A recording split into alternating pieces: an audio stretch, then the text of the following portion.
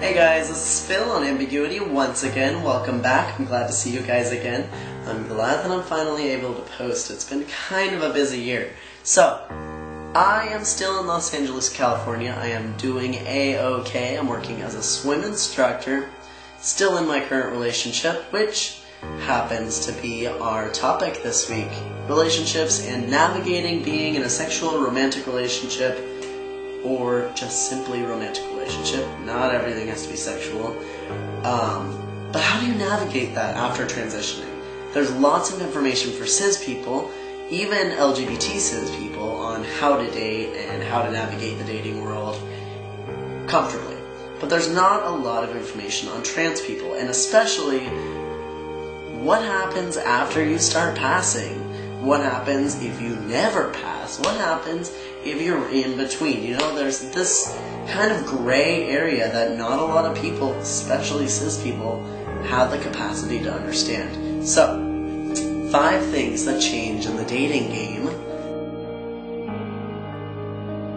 after you transition. The first thing that changes: the way that you experience attraction is always going to be the same, right? You look at someone, you see someone, you fall in love with someone, or just get a really big heart-on for them, you know? You will never be different in that way, but specifically talking about trans guys, your intensity might change.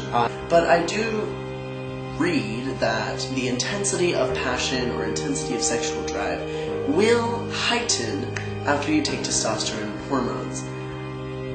Maybe that's because you're more comfortable the way you are and you feel freer to experience these emotions without fear, but I don't know, it's just something that happens. You may notice that you're going to be a lot more prone to intense feelings when it comes to attraction. Don't be scared, embrace it. It makes for a very interesting crush, you know? Whether you get your heart broken or not, that's kind of up to circumstance, and that's different, varying every person. But one thing's for certain, you may fall a little bit harder this time than pre-testosterone. The second thing that really changes is going to be the way that you perceive your future, you know? Before I transitioned, this is just personally thinking, I really could not envision a future with another person. Now that I've taken testosterone and that I've seen these changes happen, I've seen my voice change, I've seen my face change, you know, I can kind of have a timeline of where I'm going to be in the next couple of years. And now I can kind of envision the kind of person that I want to be with, the kind of person that I want to build with. And that's something that I could never feel before. So, maybe that's going to change for you, I hope so, I don't know. But I do know that your ideal of the future is going to be shifted after your transition. You're not going to be as short-term focused. It's not going to be so much, when is the next month going to pass so I can get my letter for testosterone? When is the next month going to pass so I can get my hormones regulated and I can see where I'm at in my transition? You know, once you get on a steady level, you're going to stop so much focusing on those short-term goals and start really viewing the broader spectrum of possibilities. I don't know. The third thing that's going to change is your sex drive. I kind of talked about that before, and it's, you know, commonly known that testosterone is going to raise your libido, but it's something that is worth saying, and number 3 is my favorite number, so I'm going to put it on there.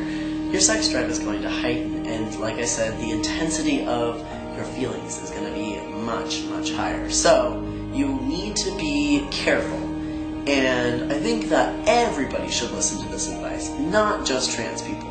But there is no correlation between a good sex life and a good lover, supporter, caretaker, partner. You know, a lot of people get confused because they're having really great, hot sex with people, and they're thinking that that is the same thing as having a connection with someone.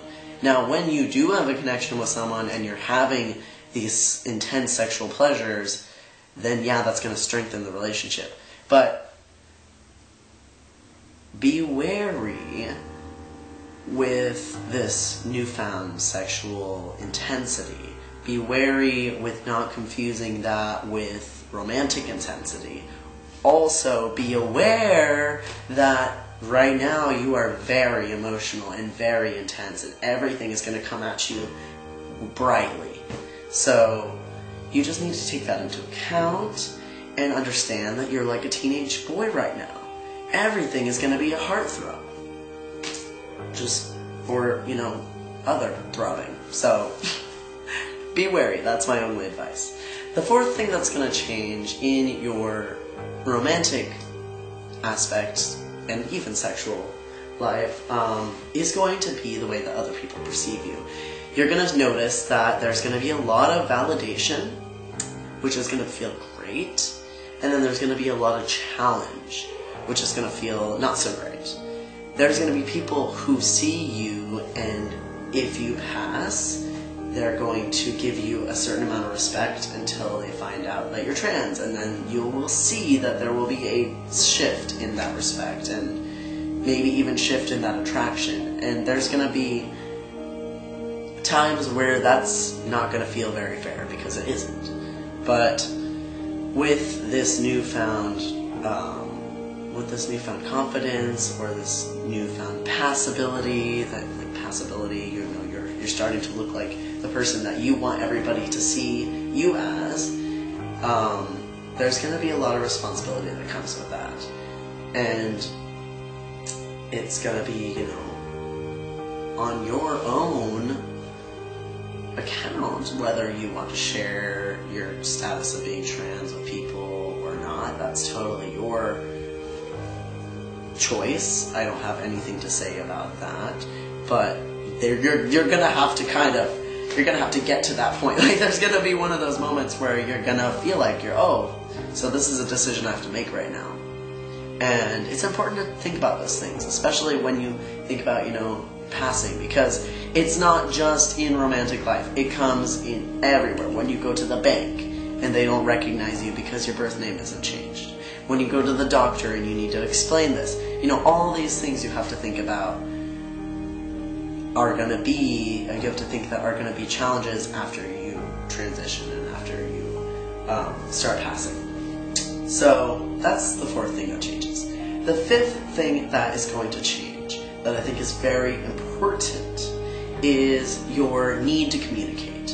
And every relationship needs to communicate, but your need to be able to be in tune with your body and in tune with your partner.